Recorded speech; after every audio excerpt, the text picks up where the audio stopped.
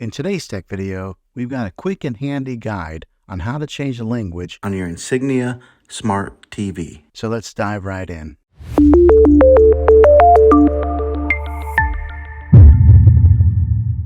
Step 1. Accessing the menu. First things first, grab your remote control and press the menu button. This will take you to the main menu where you can make the changes. Step 2. Navigating to language settings. Now let's navigate to the settings option.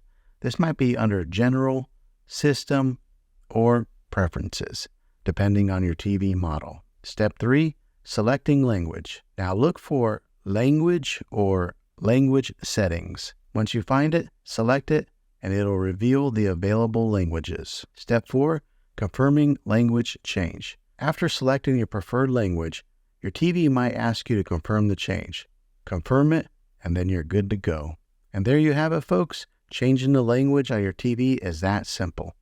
If you found this video helpful, go ahead and give it a thumbs up. Go ahead and subscribe to my channel. I make tech videos all the time, and I'd love to have you back in the next one. Take care.